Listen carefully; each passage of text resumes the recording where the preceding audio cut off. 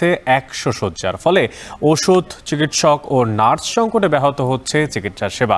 এছাড়া জনবল সংকটে দীর্ঘদিন ধরে বন্ধ রয়েছে সিসিইউ ও আইসিইউ সেবা।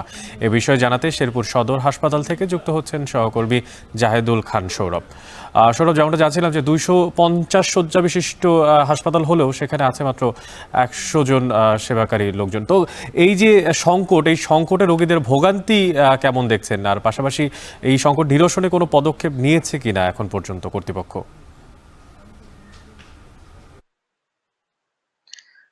অনেক শেরপুরের 5টা উপজেলা ছাড়াও কিন্তু এই শেরপুর জেলা সদর হাসপাতালে চিকিৎসা সেবা নিতে আসেন পার্শ্ববর্তী জামালপুর জেলার বকশীগঞ্জ, ইসলামপুর উপজেলার লোকজন, তারপর হচ্ছে ময়মনসিংহ জেলার হালুয়াঘাট, ফুলপুর এবং পার্শ্ববর্তী কুড়িগ্রাম জেলার হচ্ছে রাজীবপুর, রৌমারী।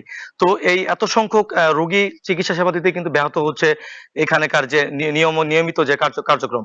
তো 250 শয্যা হলো, এখানে কিন্তু 100 শয্যার লোকবল নিয়ে চলছে দীর্ঘদিন থেকে শেরপুর জেলা সদর হাসপাতালে যে কার্যক্রম। তো এখানে নার্স রয়েছে মাত্র 80 জন, যেখানে থাকার কথা ছিল 250 জনের মতো। তো এখানে চিকিৎসক সংকটও রয়েছে, চিকিৎসক থাকার কথা যেখানে 57 জন, সেখানে রয়েছে মাত্র 30 জন চিকিৎসক। পাশাপাশি সিনিয়র কনসালটেন্ট যেটা পদ রয়েছে সেটি কিন্তু একদমই খালি রয়েছে। পাশাপাশি যে সিসিইউ এবং আইসিইউ রয়েছে সেটিও কিন্তু দীর্ঘদিন থেকে এখানে সেবা ব্যাহত বন্ধ রয়েছে। তো এই বিষয়ে আমি বেশ কয়েকজন রোগী এবং রোগীর স্বজনদের সাথে কথা বলেছি। তারা আমাদেরকে জানিয়েছেন যে মূলত চিকিৎসক, নার্স, বাবুর্চি, তারপর হচ্ছে রাত্রিকালীন যে বৃন্দাপত্তা প্রহরী, এগুলো না থাকার কিন্তু নিয়মিত এখানে চুরি ডাকাতি, তারপর হচ্ছে ওষুধ সংকট সহ নানা অসুবিধার মতো তারা দিন পার করছেন। তো এই বিষয়ে আমি জেলা সদর হাসপাতালের যিনি তত্ত্বাবধায়ক রয়েছেন তার সাথে আমরা কথা বলেছি। তিনি আমাদেরকে জানিয়েছেন যে তারা এই বিষয়ে ঊর্ধ্বতন কর্তৃপক্ষকে লিখিত এবং মৌখিকভাবে তারা দীর্ঘদিন থেকে জানিয়ে আসছেন, কিন্তু কোনো প্রতিকার হচ্ছে না।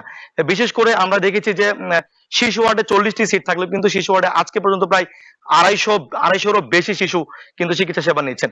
তারা কিন্তু শেরপুরে সদর হাসপাতালের বেড না পেয়ে কিন্তু তারা মেঝেতে চিকিৎসা সেবা নিচ্ছেন।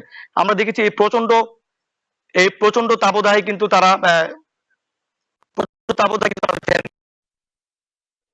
যে সকল ওষুধ সংকট রয়েছে সেগুলো কিন্তু আগে ভালো করছে, এই জন্য কিন্তু আরো বাইরে থেকে এই ওষুধগুলো কিনতে হয়েছে।